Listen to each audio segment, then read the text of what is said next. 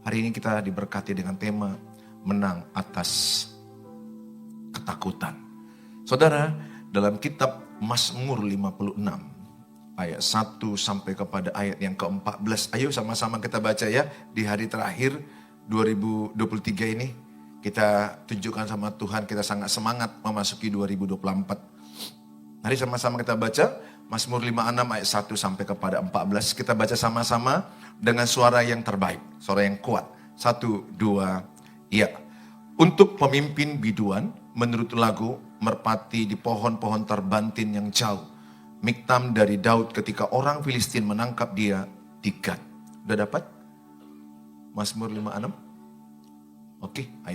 Oke. Baik. Ayat yang kedua. 1, 2 ya. Kasihanilah aku ya Allah, sebab orang-orang menginjak-injak aku sepanjang hari, orang memerangi dan mengimpit aku. Terus, seteru-seteruku menginjak-injak aku sepanjang hari, bahkan banyak orang yang memerangi aku dengan sombong. Waktu aku takut, aku ini percaya kepadamu, kepada Allah yang firman-Nya kupuji, kepada Allah aku percaya. Aku tidak takut. Apakah yang dapat dilakukan manusia terhadap aku? Lanjut sama-sama. Sepanjang hari mereka mengacaukan perkaraku. Mereka senantiasa bermaksud jahat terhadap aku. Mereka mau menyerbu. Mereka mengintip, mengamat-amati langkahku. Seperti orang-orang yang ingin mencabut nyawaku. Apakah mereka dapat luput dengan kejahatan mereka? Runtuhkanlah bangsa-bangsa dengan murka-Mu ya Allah. Sengsaraku engkaulah yang menghitung-hitung. Air mataku kau taruh ke dalam kirbat-Mu. Bukankah semuanya telah kau daftarkan? Maka musuhku akan mundur pada waktu aku berseru. Aku yakin bahwa Allah memihak kepadaku. Kepada Allah firman-Nya kupuji. Kepada Tuhan firman-Nya kupuji. Kepada Allah aku percaya. Aku tidak takut. Apakah yang dapat dilakukan manusia terhadap aku? Najarku kepadamu ya Allah. Akan kulaksanakan dan korban syukur akan kubayar kepadamu. Terus, sebab engkau telah meluputkan aku daripada maut, bahkan menjaga kakiku sehingga tidak tersandung.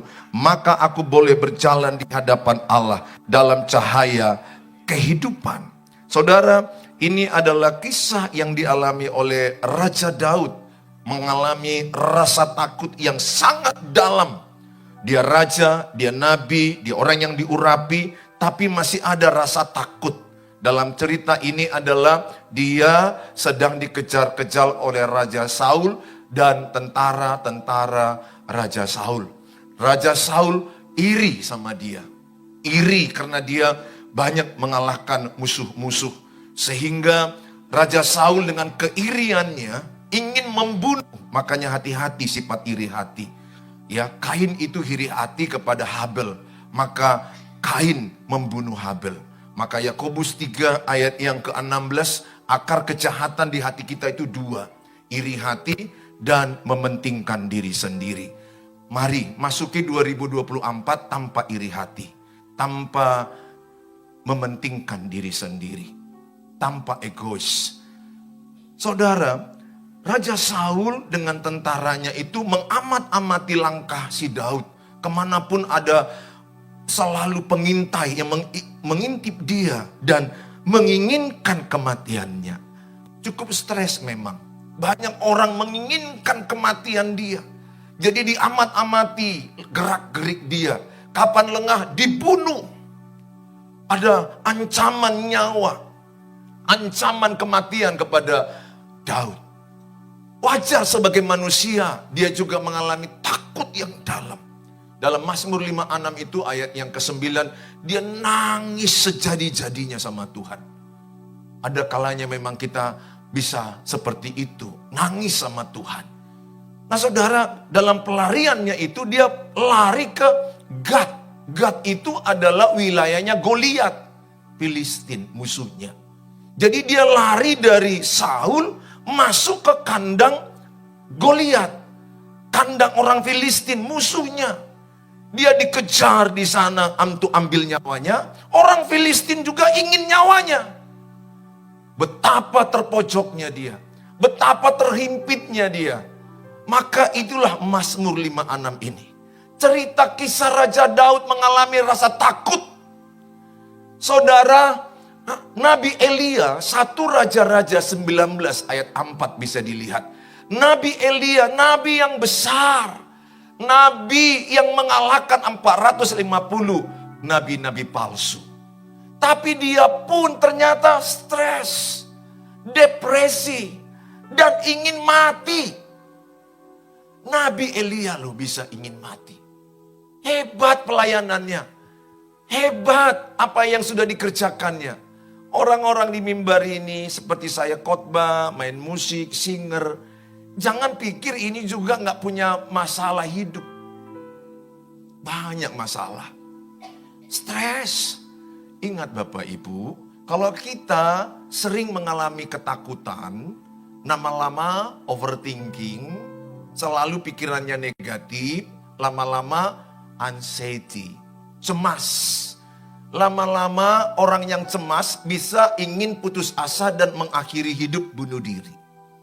Artis Korea aja coba lihat yang baru-baru ini. Top-top, bisa dia lonely, kesepian, netizen menghujat dia. Dan dia mati dengan pakai arang di mobilnya. Ada pakai arang sambil tidur. Saudara lihat ini wajah-wajah ini. Tampak luar kita lihat oke-oke. Di dalam ini berkecamuk cerita hidup kita ini.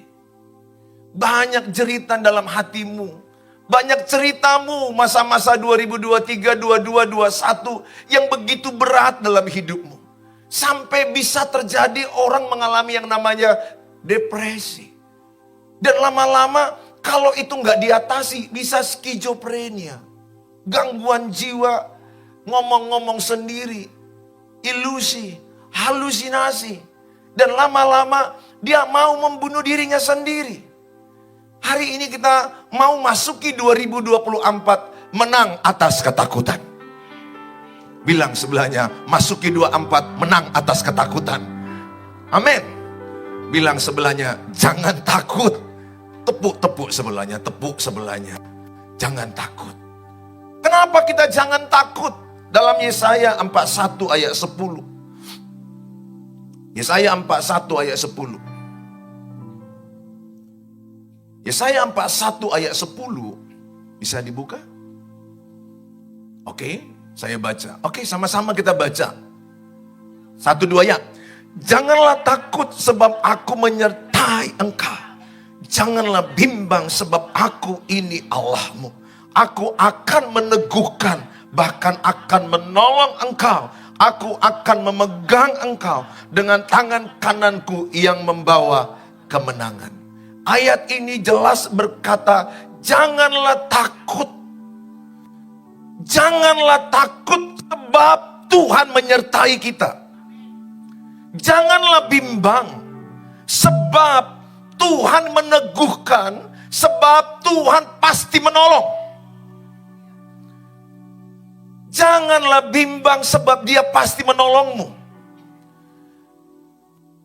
Dan tangan kanan Bapa, tangan kanan Tuhan memegangmu erat-erat.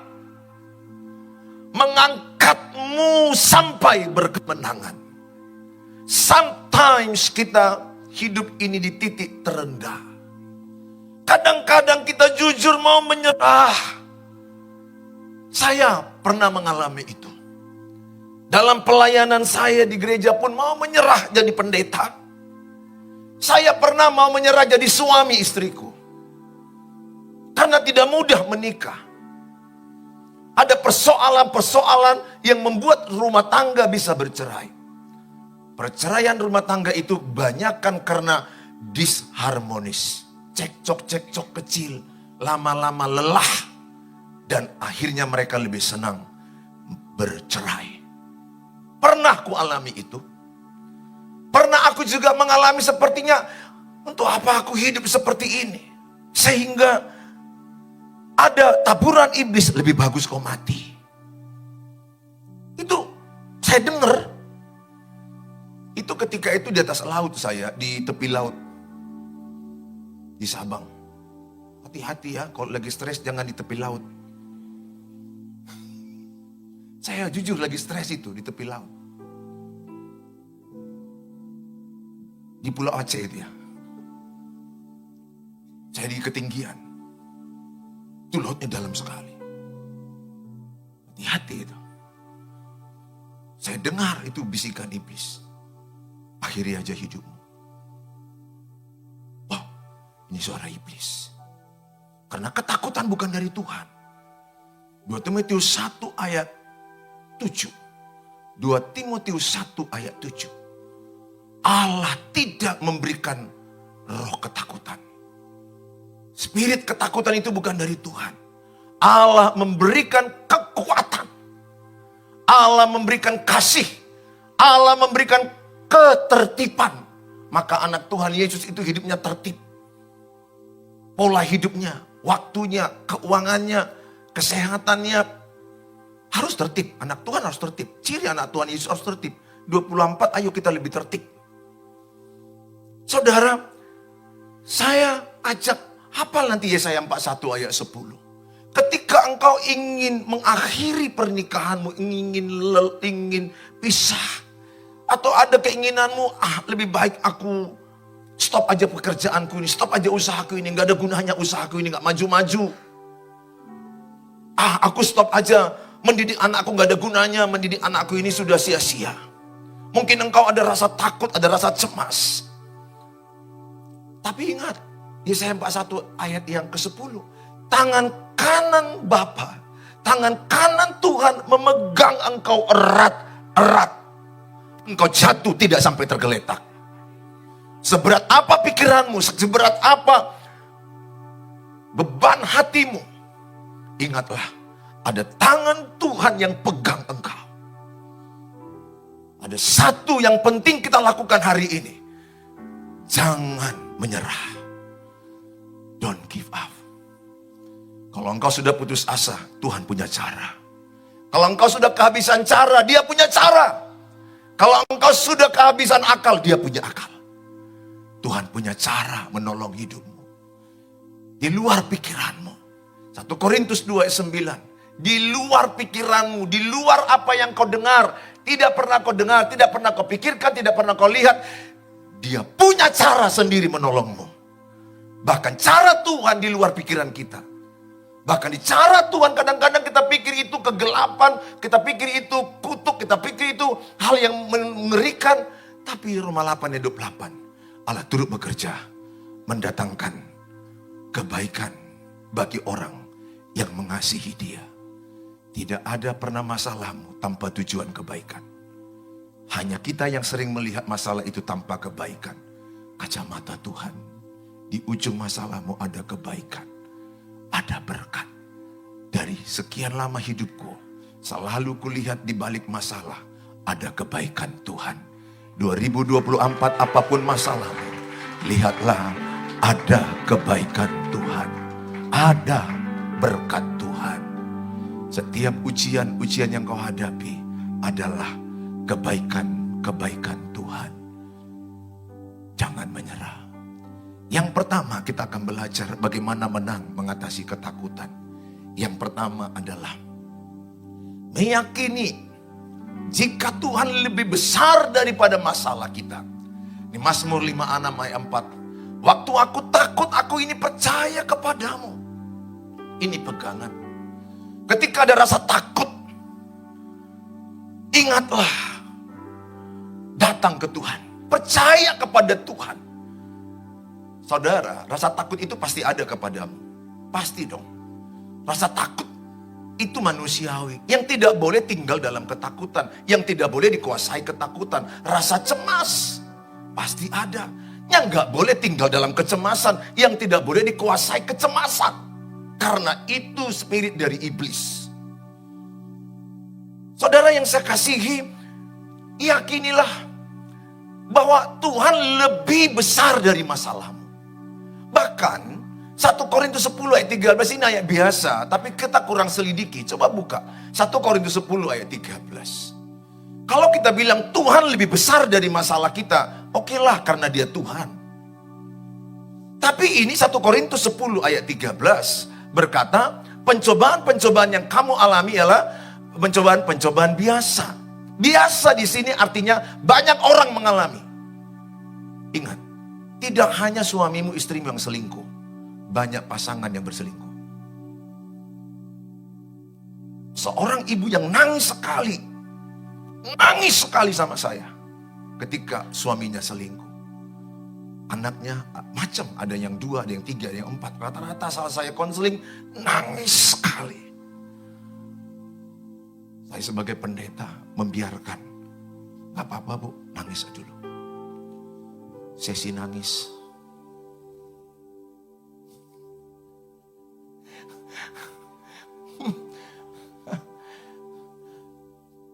Air mata itu bahasa loh. Dia mengerti bahasa tetesan air mata. Waktu badai mengamuk dan gelombang menerpa, Tuhan Yesus setia. Tepuk sebelahmu, Tuhan tahu bahasa air matamu. Tepuk sebelahmu, Tuhan tahu bahasa air matamu. Ya, air mata itu bahasa ya. Please lah ya, kalau suami-suami lihat istrinya udah nangis, kau kenapa ma? Kau kenapa ma? Itu bahasa loh. Itu bahasa yang menunjukkan betapa tertindasnya hidupnya. Tapi kadang-kadang ada ibu kurang kerjaan. Dia nangis karena drakor. Pemain drakor gak nangis-nangis. Tapi kalau karena satu masalah, sometimes you need crying. Jangan anggap, wah aku cengeng kalau nangis. Saya pendeta, kalau saya punya masalah nangis ke Tuhan. Saya datang berlutut, saya nangis kayak anak kecil. Tapi saya pantangkan nangis sama orang. Saya belajar nangis hanya kepada Tuhan. Itu Daud, Mazmur 5:6-9, dia nangis setiap air matanya ditampung di kirbat Tuhan. 1 tetes, 2 tetes. Mazmur 126:5, orang yang menabur dengan air mata akan menuai dengan sorak-sorak. Dan bahasa kedokteran, air mata itu melepaskan zat stres. Ya, ketika engkau stres, saking beratnya tekanan batinmu, satu, perlu kau cerita sama seseorang yang dapat dipercaya. Tapi kalau semua sekelilingmu bocor, jangan ceritakan. Karena nanti masalahmu berita nasional. Jadi kalau dia mau kau ceritakan, janji ya, gak bocor. Lihat mulutmu, cuma oke. Bagus, gak bocor. Janji gak bocor. Cerita, kalau udah cerita, itu 50% sembuh loh. Cerita, jangan tahan sendiri. Kalau bocor semua, cerita ke Tuhan Yesus. Tapi kalau ada somebody yang bisa, di mana engkau bisa meletakkan kepalamu kepada dia, I hope this is your husband. Sometimes istri begitu crowded, begitu rumit perasaannya, begitu tertekan batinnya, dia butuh dada suaminya tempat menangis. Tangiskan di dada suamimu, jangan di dada laki-laki lain. Bahaya. Ada laki-laki ini ngambil kesempatan. Teruskan dek, teruskan. Gimana ceritamu? Udah maksud lain. Ya, sometimes kita nggak punya bahasa lagi sama Tuhan, bahasa air mata. Elia pun bahasa air mata. Hana diejek oleh madunya Penina. Mandul, lu nggak punya anak, lu nggak punya anak. Nggak ada artinya lu hidup, nggak ada artinya lu jadi istri. Hana di depan Imam Eli nangis. Sampai Imam Eli bilang, lu mabuk. Lu mabuk ya? Pagi-pagi kok nangis? Hana bilang, saking sesak. Sesak Imam. Sesak hatiku. Aku tiap hari diejek maduku. Tiap hari Penina mengejek dia. Dia nangis. Hasil air matanya lahir Nabi Samuel. Orang yang menabur dengan air mata akan menuai dengan sorak-sorai kemenangan. Saya berdoa kalau engkau mau menangis, menangis ke Tuhan Yesus. Datang, ceritakan. Dia bapak, engkau anak. Ngomong-ngomong aja. Gini loh bapak, aku ceritakan ya. Suamiku kan Suka kali ejek aku. Dia bapak yang baik. Talking like son and father. Ngomongnya itu enak dengan bapak. Nggak usah sepertinya ngomong dengan bapak di sorga. Gitu kayak keramat. Bapak kami yang di sorga. Nanti bapak di sorga, anakku yang di bumi. Tolonglah kami, iya. Lama-lama, kayak Tarzan. Like son and father. Engkau bisa ngomong di toilet. Engkau bisa ngomong di sepeda motor. Sambil belanja. Ngomong aja cerita. Dia ada samamu 24 jam sehari. Perasaanmu aja dia nggak ada. Dia ada. Dia menyertaimu, dia janji nggak pernah meninggalkanmu. Ibrani 13 ayat 5. Sekali-kali aku tidak pernah meninggalkanmu. Itu janji Tuhan. Itu pegangan kita 2024. Penyertaan Tuhan tidak pernah meninggalkan kita. Nggak usah tebak-tebak masalah ekonomi kayak mana. Masalah si COVID ini lagi. Nggak usah bahas, nggak usah kau tebak-tebak itu. Di luar pikiran kita itu si COVID ini. Suka dan sukanya itu datang-datang dan pergi. Kadang-kadang kalau udah ada news COVID meningkat, tambah turun, takut. Saya ikuti Medan Talk. Entah sebentar dia, COVID meningkat. Ya Tuhan, dalam hatiku si COVID ini kok masuk-masuk terus. Kurang-kurangi news-news yang negatif. Ingat ya, peperangan itu di pikiranmu. Rasa takut itu di pikiranmu. Maka Filipi 4 ayat 8, pikirkan yang baik, pikirkan yang benar, pikirkan yang suci, pikirkan kebajikan, pikirkan yang sedap didengar. Pikirkan yang baik-baik. Yang lainnya jangan pikirkan. Nggak usah pikir-pikirkan, kayak mana ya 2024 ya? Ini ekonomi hancur nggak ya? Ini kayak mana ya politik 2024 ya? Kabar-kabarnya ini ada demon, kabar-kabarnya ini mau chaos, mau gini, begini. Wah, kabar-kabarnya ekonomi kita hancur loh, udah di ujung mau bangkrut. Banyak kali ya kalau dengar-dengar. Bilang sebelahnya, kurang-kurangi yang kau dengar-dengar itu. Terlalu banyak yang kau dengar-dengar. Dengarkan aja kata Tuhan, amin. Kata Tuhan, kalau aku menyertaimu, apapun badaimu, apapun persoalanmu, justru masalah itu membuat engkau terbang tinggi, lebih tinggi, bagaikan Raja Wali. Justru masalah itu menjadi promosi bagimu. Justru masalah itu kebaikan bagimu. Justru problem itu adalah jalan memberkatimu. Itu anak Tuhan Yesus. Lihat masalah, lihat berkat. Mau salah jauh-jauh menebak-nebak. Alkitab kan sudah bilang dalam Timotius, hari akhir zaman, hari-harinya makin sulit. Jadi udah otomatis makin sulit tahun-tahun ke depan. Kita nggak tahu cerita penyakit apa lagi, persoalan badai apa lagi.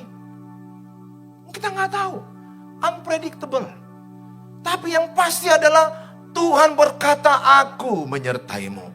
Saya ajak sama saudara, dalam 1 Korintus 10 ayat 13 dikatakan pencobaan-pencobaan yang kau alami pencobaan biasa. Biasa di situ artinya banyak orang yang mengalaminya. Bangkrut usahamu nggak hanya kau bangkrut, banyak orang bangkrut. Kekurangan uang, banyak orang kekurangan uang. Istrinya lari, banyak orang istrinya lari. Suami lari, banyak orang yang suaminya lari. Sakit, banyak orang sakit. Cancer. Enggak satu orang yang cancer. Ibu pendeta pun banyak cancer. Itu realita. Beberapa pendeta temanku cancer dan mati. Saya ajak sama kita. Bahwa ayat itu berkata, pencobaan biasa banyak orang, gak hanya dirimu ngalami itu. Dan pencobaan-cobaan itu dikatakan tidak melebihi kekuatanmu. Artinya apa? Engkau lebih kuat dari masalah itu. Jadi masalah apapun 2024 engkau lebih kuat. Asal jangan menyerah. Amsal 18 ayat 14. Selagi masih ada semangatmu, semua penderitaan bisa kau hadapi. Iblis dalam Yohanes 10 ayat 10 mencuri sukacitamu, mencuri semangatmu. Jangan putus asa. Jangan patah semangat. Hati yang gembira adalah obat yang manjur. Semangat yang patah mengeringkan tulang. Kering tulang artinya kau tidak punya daya untuk lagi berdiri. Jangan patah semangat. Saudara, yakinilah bahwa engkau lebih kuat dari masalahmu. Saya sering jumpai ibu-ibu, aku udah gak kuat lagi Pak Pendeta, aku udah gak kuat lagi. Ini cerita nyata juga loh di ruang peringadi ya. Di ruang Pringadi saya kan dokter muda pada waktu itu. Melahirkan. Aku gak kuat lagi Pak Pendeta. Pak Dokter, lupa. Pak Dokter, aku gak kuat lagi. Terus Bu, tenang, pasti kuat Bu. Bisa Bu, sabar ya Bu. Tuhan kasih kekuatan. Suaminya, sini. Suami, kuatkan istrimu ini. Ini yang buat. Katanya, wah, udah lagi ya. Keluar kau Pak, kau yang buat katanya. Saya keluarkan karena dia yang buat. Saudara, aku janji gak mau lagi punya anak. Singkat cerita anaknya lahir baik-baik. Sehat kan Bu? Bisa. Gak dioperasi, bisa loh Bu.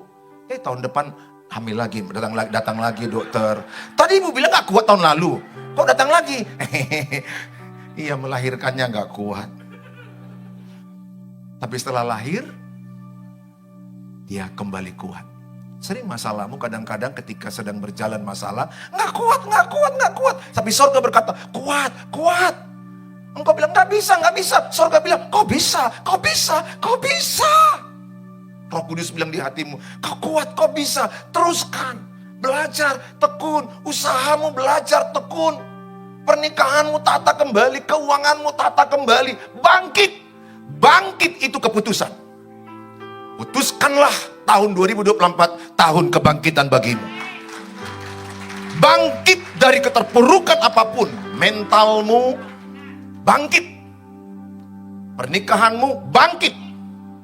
Keuanganmu bangkit. Imanmu bangkit. Saya berdoa setiap saudara 2024 tahun kebangkitan yang dimana engkau bangkit bersama dengan Tuhan Yesus. Saudara, akhirnya Tuhan berkata 1 Korintus 10 ayat yang ke-13 itu dikatakan, setiap masalah yang kau hadapi ada jalan keluar supaya engkau kuat menanggungnya. Yang pertama, saudaraku, yakinlah engkau lebih kuat daripada masalahmu. Yang kedua adalah dikatakan meyakini bahwa Allah sanggup menolong kita. Katakan, Tuhan sanggup menolong saya. Tepuk sebelahnya, Tuhan sanggup menolongmu. Amin. Mazmur 5:6 jelas dikatakan, ayat yang ke-14, sebab engkau telah meluputkan aku. Ini pengalaman hidupmu. Pernahkah engkau mengalami diluputkan Tuhan dari maut? Siapa yang pernah pesawatnya udah goncang mau jatuh karena turbulensi yang kuat, dan di pesawat itu kau berdoa, Tuhan selamatkan pesawatku Tuhan. Oh Tuhan, jamah dalam Tuhan Yesus. Saya pernah pas berangkat ke Taiwan 3 jam jatuh, istriku muntah-muntah.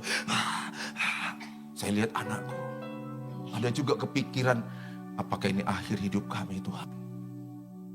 Jujur aja, ada rasa takut, jujur ada. Ada rasa cemas, ada. Turbulensi loh. 3 jam gak berhenti. Saya bilang, Tuhan, saya serahkan hidupku. Kalau engkau masih butuh aku melayani di bumi, engkau pasti selamatkan. Gak ada pilihan kita pada waktu pesawat seperti itu. Kita hanya berpikir bagaimana Tuhan menolong kita. Dan sering kita berjanji pada waktu pesawat seperti itu, kalau sampai nanti landing selamat, aku bertobat. Dan setelah engkau selamat, kau lupa janjimu sama Tuhan. Maka malaikat bernyanyi, janji-janji, tinggal janji. Sering sekali kita ketika krisis di ICU, Tuhan kalau aku selamat, aku jadi pendeta. Kalau aku selamat dari ICU ini, kan berat di ICU. ICU itu rumusnya 50% mati, 50% hidup. Kalau sudah masuk ICU, 50% dirimu mati, 50% hidup. Itu rumusnya di ICU. Perlukah kita ke ICU supaya dekat sama Tuhan? Oh jangan Bu ya, jangan. Iya, saya juga berdoa. Ibu, ibu ini rupanya mantan perawat seniorku di ICU Pringadi. Ibu ini tahu, betul kan Bu? 50% meninggal, 50% hidup. Kalau udah masuk ke ICU, itu tinggal engkau 50% hidupmu. Tapi saya mau katakan, ketika engkau dalam krisis, yakin ada Tuhan yang sanggup menolong engkau. Ada tangan Tuhan yang sanggup menolong engkau. Mama daripada Joel Osteen saat ini usia 85-86. Joel Osteen yang sangat dikenal gerejanya bertumbuh, Lakewood Church, yang sangat bertumbuh dengan dahsyat. Cancer stadium 4. Di tengah-tengah ujung kematian, dia baca dalam kitab Mazmur 118 yang berkata, aku tidak akan mati, aku akan hidup menjadi berkat. Diucapkannya pagi siang malam, pagi siang malam. Dokter dia lakukan tindakan pengobatan, kemoterapi, segala macam pengobatan itu bagus. Dokter dipakai Tuhan, tapi di atas dokter ada Tuhan Yesus. Saudara, jangan hanya hormat kepada apa kata dokter. Engkau harus lebih hormat apa kata Tuhan. Tuhan yang menjadikanmu, Tuhan yang tahu detail sistem tubuhmu. Kalau dokter memang dengan profesinya berkata cancer dan terminal di ujung kematian, engkau hanya hidup 20%, 30%. Ketika Mama Joel Osteen dianggap menuju kematian 6 bulan lagi.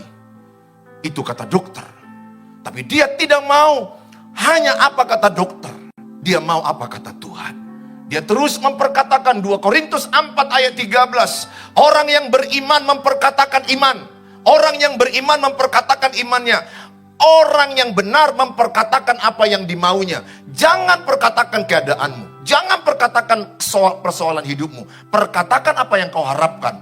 Perkatakan apa yang kau imani. Amsal 18 ayat 21, hidup dan mati dikuasai lidah. Siapa suka menggemakannya akan makan buahnya. Mama Joel Osteen tiap hari berkata, aku sembuh, aku kuat, aku jadi berkat, umurku panjang. Dokter Vanis dia 6 bulan dia lewati di usia 54, sekarang 85. Saudara boleh buka di YouTube, banyak kesaksian dia dan menjadi berkat bagi saya. Ketika saya sakit berat juga saya ingat itu dan saya perkatakan, aku sembuh, aku sehat, oleh bilur-bilurmu aku sehat, oleh kuasamu aku sehat. Dalam nama Yesus, berkati dokter, berkati obat-obat. Dalam nama Yesus tidak ada yang tidak mungkin, tidak ada yang mustahil bagi orang yang percaya. Saudara pakai kuasa iman. Orang benar hidup oleh iman, bukan oleh fakta. Fakta mungkin saudara benar sakit, tapi di atas fakta ada firman Allah. Perkatakan firman Allah. Ekonomi mungkin agak ngelungsep, agak turun, tapi perkatakan firman Allah. Ekonomiku diberkati Tuhan, ekonomiku melimpah, ekonomiku naik, ditolong Tuhan. Tuhan beri engkau hikmat. Saya mengajak setiap saudara, meyakinilah bahwa firman Allah berkuasa menolong engkau. Maka dikatakan, ketika engkau berkata-kata iman, jadilah imanmu. Apa yang kau ucapkan itu akan jadi pada hidupmu. Saya ajak setiap saudara hari ini, masukilah 2024 tanpa ketakutan, tanpa khawatir. Matius 6 ayat 34 dikatakan, hiduplah sehari demi sehari, kesusahan esok tersendiri. Ibrani 12 ayat 3. Kalau engkau memandang Tuhan, engkau tidak pernah lelah dan putus asa. Tapi kalau engkau melihat masalahmu terus, masalahmu tambah besar, Tuhanmu semakin kecil. Tapi kalau kau melihat Tuhan, Tuhanmu yang semakin besar, terus kau perkatakan Tuhanmu, Tuhanku besar, Tuhanku dahsyat, Tuhanku sanggup menolong aku sembuh, umurku panjang, anak-anakku diberkati, pemulihan terjadi, ekonomiku diberkati. 2024 tahun kebangkitan, tahun terobosan. Apa yang tidak pernah kulihat, apa yang tidak pernah kupikirkan, apa yang tidak pernah kubayangkan, disediakan Tuhan bagi mereka yang mengasihi Tuhan. Saya ajak semua saudara, hiduplah dengan iman di 2024. Saya percaya ketika engkau berseru kepada Tuhan, ada kemenangan. Ketika engkau mengalami keletihan, datang kepada Tuhan. Matius 11 ayat 28 katakan, marilah kepadaku yang letih, yang lesu, berbeban berat, maka Tuhan berikan kelegaan kepadamu. Selamat Natal, selamat menjelang tahun baru, tahun 2024, tahun kebangkitan bagimu, tahun kemenangan bagimu, melimpah kebaikan Tuhan, diberkati Tuhan usahamu, anak cucumu, perjalananmu, diberkati Tuhan, panjang umurmu, sehat senantiasa, sebab Tuhan Yesus menyertai engkau. Yang belum punya jodoh, kalau sudah waktunya, Tuhan pertemukan jodohmu. Yang belum punya keturunan, aku berdoa, engkau punya keturunan. Tepuk tangan yang bagimu Tuhan Yesus. Haleluya. Mari kita datang kepada Tuhan Yesus.